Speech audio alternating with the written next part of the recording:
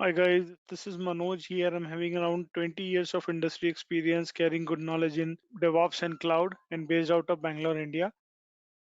So we will understand why DevSecOps, what is DevSecOps, principle of the DevSecOps, advantages of the DevSecOps, and then I'll tell you, okay, implementation of the DevSecOps. So today session is more of a theoretical point of view important. Okay, so what is the DevSecOps session? DevSecOps is, see, when Dev and Ops teams will be solving their problems. So for example, we were in the waterfall model earlier. We were running our SDLC lifecycle in the waterfall model.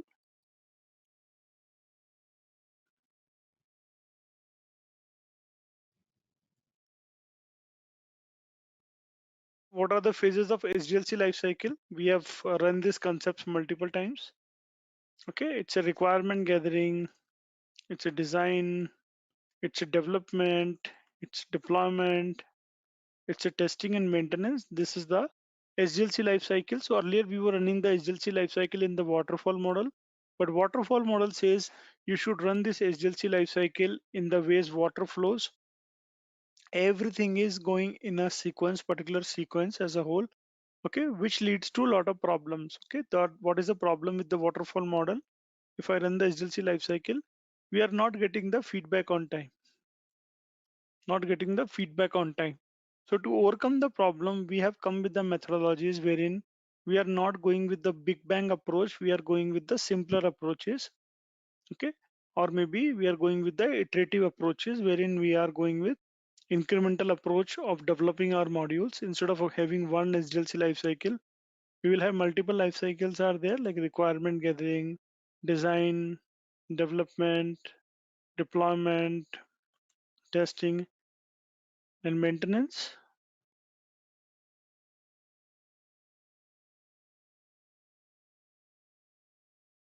Okay, so this iterative approach is calling it as a what approach, guys? What is this iterative approach? We are calling it as a agile methodologies, right?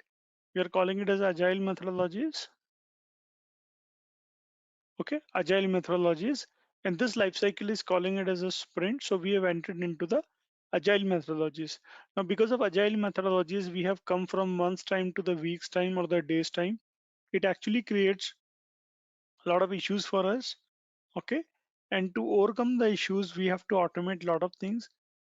So for developer, we have to a lot of things to be automated, code quality to be automated, and code coverage to be automated.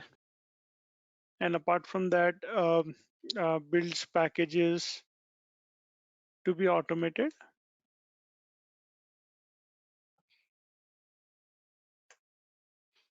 Apart from that, we will have a lot of things to be automated for operations, guys, like deployments has to be automated, testing has to be automated. Okay, environment maintenance has to be automated, environment simulations to be automated. Okay, a lot of things to be automated. Okay, apart from that, we have to participate in automating infra part as well. Infra provisioning or infra automation. Infra provisioning has to be automated. Okay, so this is also one part. And more apparently, everyone has to work together as a team. Okay, everyone has to work together as a team, as a more collaboration. So this is how we have got to know about the importance of the DevOps. And now we are combining multiple teams in the DevOps, wherein development team is also participating. Okay, operations teams is also participating. Let me make a Venn diagram, guys. Yeah, so we have dev team is also operating. We have ops team which is also operating here. We have testing team is also getting operated here. And underneath we will have our own infrastructure would be there.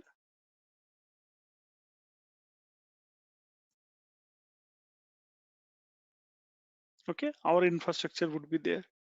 What is the biggest advantage of DevOps is there, which industry is utilizing?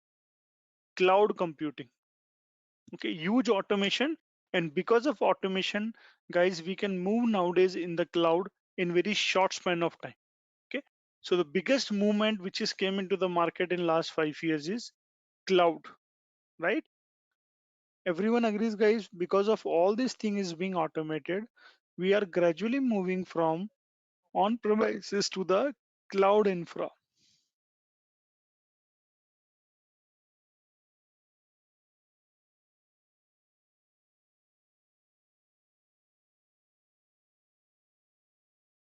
We are moving to the cloud infra, right? Everyone agrees to move on to the cloud infra. Now, guys, when we are moving to the cloud infra, what is the biggest worry which people are facing or which people are experiencing? Security, right? Security is the big concern for everyone to move on to the cloud. Why security is a big concern? Because, guys, we are allowing anyone to access your code. Cloud companies are saying we are very much secure. Cloud companies are saying that we are very much secure, but from your side also, you have to make sure that your data is in secure hand. Okay. Even cloud companies also run by some employees. So apparently or consistently, your data is not safe. So the biggest threat which has come into the market is that security is a big concern in the market because you are allowing your data to come into the cloud for 2 or 3 decades. This was residing on your on premises or your own data centers. Now you are allowing anyone to access your data. I mean, we understand that AWS is saying we are highly secure, Azure is saying we are highly secure, GCP is saying we are highly secure, but end of the day they are not that much of secure. So now this is a mindset which we have to change. Then what we have to do? Who is responsible to bring data into the cloud? So guys, DevOps is the guy who is responsible to bring the data in short span of time to the cloud, right? Agrees? Right, guys? DevOps is ensuring to bring data onto the cloud. Everyone agrees, right? So guys, if I will add one guy over here, which is called sec part, security part, will it solve my purpose to bring security at some extent in my solution? If I'll add security in DevOps, what do you think, guys? Again, it's a mindset. DevOps was a mindset. Now security you're adding, that's also a mindset over there, right, guys? So will it help me to gain the confidence of my business and stakeholders that, hey, we are moving on to the cloud, but we are secure, right, guys? So this concept is nothing, but this concept is known as DevSecOps. Okay. So you are reinventing a wheel. It's nothing from DevOps to you are coming to DevSecOps world by adding one more piece inside this, which is calling is as a security. Okay. So we are reinventing the wheel by making these small modifications. Okay. Which is nothing but security. Okay. Before I go to the security world, guys, let's talk here only. See, when a development team is developing the something, what kind of security can be embedded here? In code level, what kind of security can be provided? Your credentials should not be in decrypted form, right? They should be in encrypted form, right, guys? You should not get memory level exceptions, right? So your code should be encrypted to hide the passwords. A lot of encryptions are required. When you go for a testing, what kind of testing will help you to secure your test cycles? Penetration testing. Okay. Penetration testing would be the best candidates. Okay. When you go for the ops part, guys, you are more or less connecting to the infra also. So your infra should be secure. Infra should be secure. Your infra should be secure. Like many services are there which AWS provide, Cognito. I mean, some sort of services are there which makes your infra should be secure. And the pertaining to the infra, whatever applications are running, like containers should be secure. Let's say Kubernetes cycles, they should be secure. Okay. If you have a deployment tools or their hosted solution, configuration management tools, okay, CM should be secure. So what is the net outcome here is, guys, that we should be getting all kind of security testing done wherever it can be. Let's say cloud says I have a firewall is there, but that is internal to the cloud. You don't know in and out of the firewall part. Okay. So better you should save your inner peripheral so that if there is an issue in the outer peripheral, you should able to mitigate that problem. So everywhere, wherever you are utilizing the concept of DevOps should be supplement or complement by security. That is the main idea here. Now I'll walk you through few of the type of security techniques which are available in the market. So guys, first of all, whenever we go for any project, we have to go for one of the security type, which is nothing but ARA testing. ARA testing is nothing but architecture risk analysis technique. Okay, it actually remediates your most of the problems at a early stage of SDLC life cycle. It actually works on your design level only. So again, this is a part of your development, which is nothing but ARA testing. How an ARA works is it analyzes business context, it creates a threat model, it conducts a risk analysis. So let me walk you through each and every concept. It actually, we conduct interviews with business owners of the system to gather and analyze the information to understand the security risk that impact the business goal of the system. It's nothing but, let's say if I'm getting a requirement from the business, I should talk to the multiple stakeholders and understand what could be risk you are anticipating. Second thing is you create a threat model. I mean, whatever threats you would be gathering, threat be getting from the business, you create a threat model, okay, and make the relationship between that hey, in this scenario that kind of threat would be there, in that scenario you will be having that sort of threat. Based on this threat, we'll be doing a risk analysis.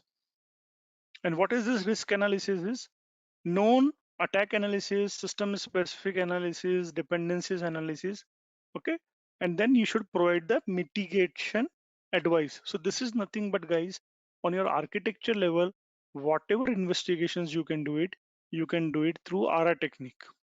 Okay, architecture risk analysis, this is the first step of mitigating any security risk. Okay, and this is very at the early stage of SDLC lifecycle. Guys, again, these kind of problems comes on the architecture level. Okay, and this is more of a part of a process here. So we'll discuss a lot of type of security principles, tools, which will make our understanding little more easy. Can you give some examples of the ARA? Okay, so as I told, any point in time when you are going for your risk, I mean, any point in time when you're finalizing your design, that time you have to go with this ARA analysis. And I'm sure in any standard organization, as a CMM level audit, you have to complete your ARA audit, okay, from the proper auditors. In every organization nowadays, there is a security separate unit is there. So guys, all these concepts is nothing but it's a group effort. A DevOps engineer cannot do everything. This has to be planned step by step. Now guys, we have something called SAST testing is there, static application security testing. There is something called SAST testing is also there. There is something called DST testing is also there. Yeah, this is SAST, and there is a dynamic AST also there. DST testing is also there.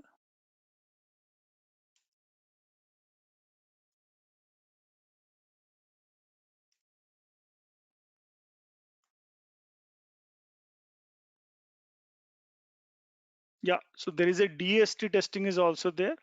Okay, let's cover both the things one by one. Okay, this is from Coverity, static application security testing. This is one of the tool is there. And what it does is, so this SEST tool, you can integrate with your DevOps pipelines. Okay, and then it will help you to find out all kind of issues. Okay, you will have your on-prem or you're on the cloud. Okay, and your security analysis done through this tool, but this is getting your static components, okay, not dynamic components.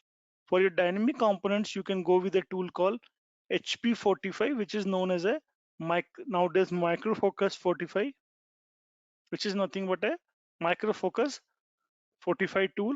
And if you want to compare CAST and DAST,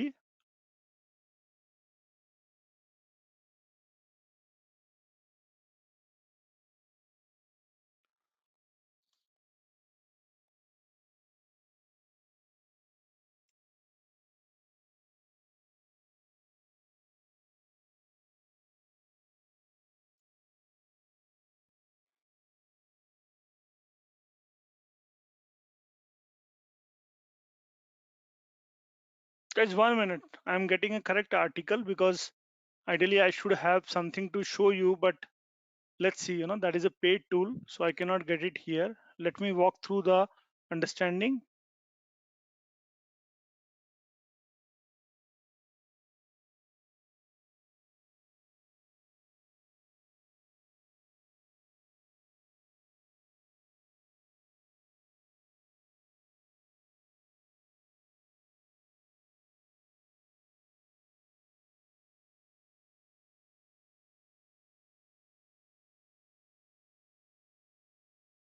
1 minute, guys. Give me a minute of time.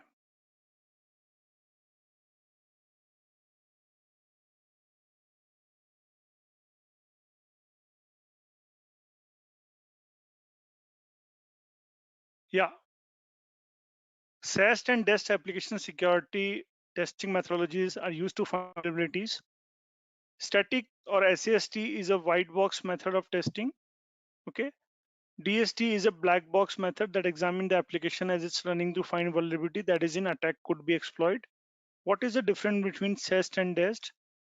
Many organizations wonder about pros and cons of SEST and DEST. DEST are different application approaches with different benefits. So guys, you have to go through this article. This will tell you few more things. I mean, SEST is a white box testing. DEST is a black box testing. It requires a source code. It requires a running code. One finds vulnerability at early stage of the SDLC lifecycle. One found at end of the SDLC lifecycle.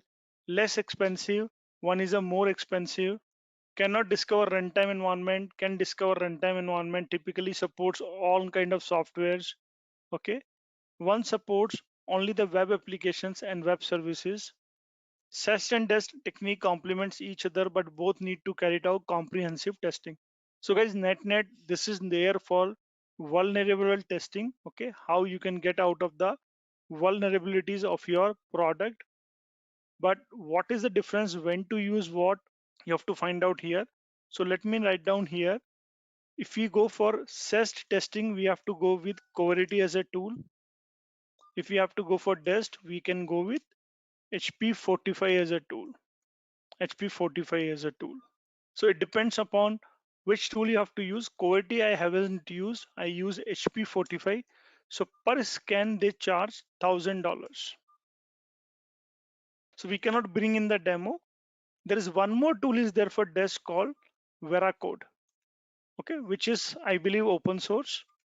I've used mainly this HP45 tool in my organization. So DEST and SEST, these two tools are there. Okay, two techniques are there by which you will get, okay, understanding about these tools. Okay, and guys, one more type of testing is also there, which is called SCA. Okay, there is a comparison is there. What is SCA? Okay, let me bring that article also. SCA security.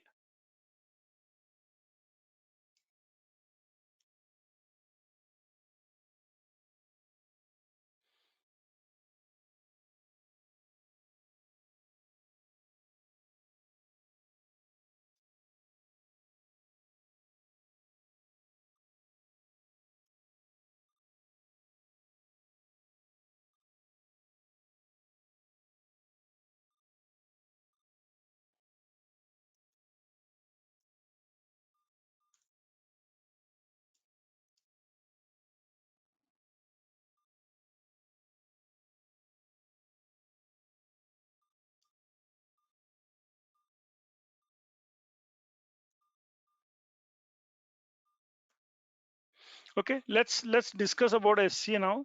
SAST and SCA. Okay, SAST we have seen. So SAST detects vulnerabilities in priorities code, detects vulnerability in open source. So SCA mainly work for open source code.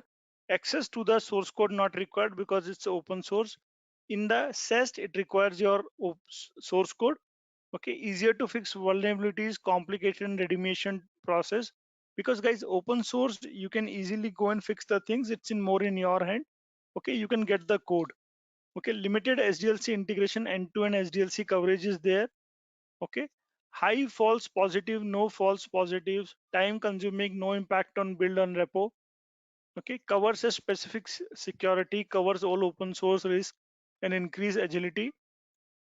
So now guys, I'll go to the slides. Okay, I wanted to give you some background. So we have covered one point here, why DevSecOps. Now what is the DevSecOps?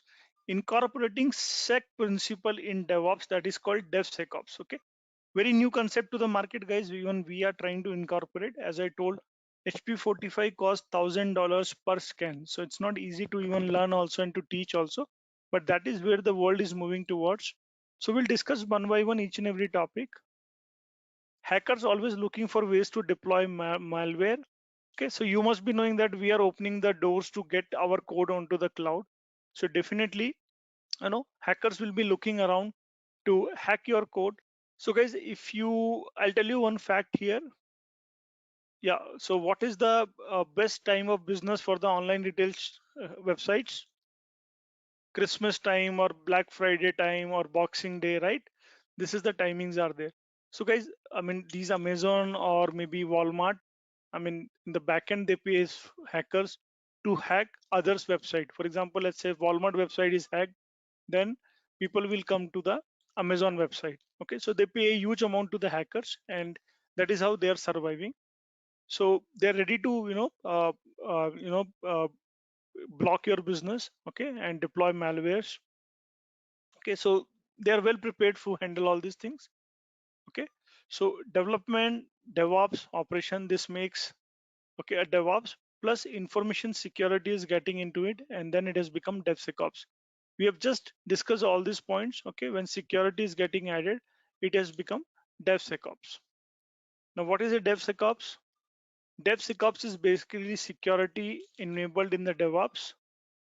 It's an early integration of secure culture, tools, practices.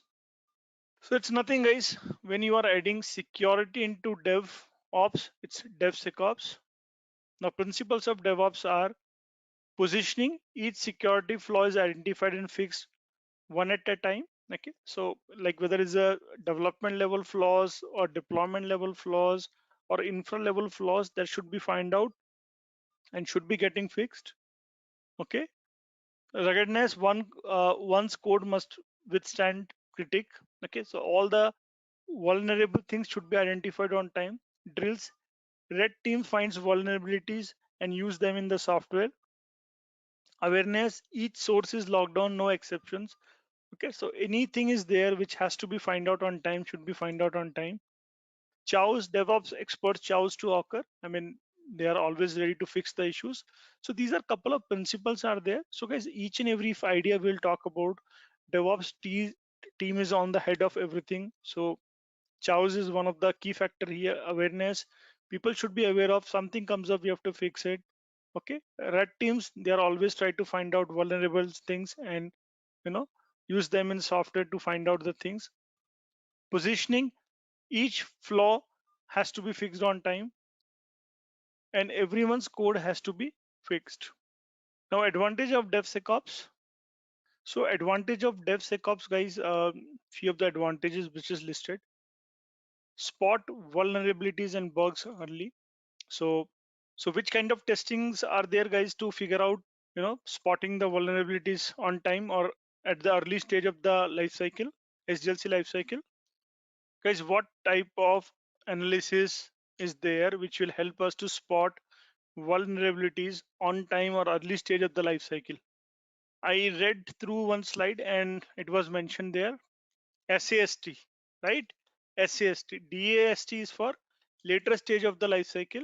Okay, Do we need to have an environment required for SAST or it is required for DAST? Yeah, SAST environment is not required. DST is required. For SAST, just code is required. Source code is required. Leverage open source with confidence, because if your open source is kind of error free, vulnerable free, then you can leverage it confidently. Save cost on resource management. If you are detecting your all the problems at the early stage of the life cycle, you are actually saving a lot of cost. Make developers security aware. Yeah, so since you are doing all this testing on time, SAST testing on time, you're actually making your developers to be more security aware. Reduce legal risk and liability. I mean, so when your data goes to the production, if something goes happen, you would fall into a big legal problems. So there was a company in US called Target. They got into compliances because a hacker hacked their inventory of credit cards, and they were sued by US government with $250 million. Okay, this is a case study also. $250 million. Okay, so it was a huge loss for Target. Implementing DevOps, guys, this is the most important section which I tried to explain earlier. So we have multiple areas are there. Development areas are there wherein we are using IDE, pre-commit hooks, third-party component scan, version control system wherein we have repositories are there, scan is there, secret management is there. So guys, repository scan, when we talk about, there is a repository reviews are there. Have you heard about a tool called Garrett? Garrett was used for security scan in repository scan. Pre-build static app security testing, post-build dynamic app testing, container and cloud security testing. In QA time, you will have security testing is there. In staging time, you have penetration testing, manageability testing is there. In production, you have IS compliance as a code testing is there. So different type of testing techniques are there at different point in time. But what states what, that is mentioned in the next slide. Monitoring and alerting security is there. So what are the testing and tools are required? So when you go for CI/CD pipeline, pre-commit checks. So guys, pre-commit checks as in before your code gets entered into your version control system. So there is something called proactive DevOps is there. This is the part of proactive DevOps. There is a commit time checks are there. When the code gets committed, what checks you want. Build time checks, when your actually builds are happening, what checks you want. When you are testing it, what checks you want. When you deploy the code, what checks you want. So pre-commit checks is, guys, the time before you commit the code, the moment you commit the code, the moment you start the build, the moment you test your okay code, the moment you deploy your code. So when you commit your code, you should make sure that your RA testing is completed. So what is RA testing, guys? Wherein we are doing threat modeling also, we are doing code review also, configuration reviews also. What is called RA review, guys? Architecture risk analysis, right, guys? Remember, when you go for the RA test, RA point of time, we have to check architecture risk analysis. We have discussed, okay? So that is before your code gets commit into your version control system. You should make sure it has been completed. Then your commit time, compliance and build code runs SES tools, okay? So what is the SES tool we have discussed? That is HP45. It will do the testing for your, not HP45, Coverity. It is the testing for your vulnerables when your source code is there, when it hasn't deployed to your environment. Okay, it will gather the metrics like what is good, what is not good about your code. Then your build time checks are there. Okay, here you will have comprehensive test is there. SCA is there. We have just discussed about SCA. Okay, risk based security analysis is there. Gather metrics are there. Break the builds are there. Now test time checks are there. Here dest has come. Why dest has come over here? When we do the testing, during testing or this time, do we have our environment ready? Can we do the testing without having code deployed into the environment? No. Okay, so once your code is deployed, your environment is ready. That time dest testing is there, which we have discussed. So SEST and dest. SEST is for your code, source code. Dest is for your environment. Then you will have your deployment checks are there. Okay, pre-deployment check, post-deployment check, In pre-deployment checks, you will have configuration management testing is there. Why we will have configuration management testing is required? So guys, if let's say I'm picking a chef hosted version of the configuration management, and that point in time where my chef is hosted, chef master is hosted on the cloud or on premises? On the cloud, right guys? On the cloud it is being hosted. Okay, so we need configuration management testing also, because we are not aware where it's being hosted. It might have some security issues. Okay, post deployment, what we will have: bug bounty program, threat intelligence, vulnerability scanning, security scanning. That is your application level scannings. So guys, with that, I'll wrap up the session. Hope you guys enjoyed the session. And thanks for joining, guys. Thanks for your time. Bye for now.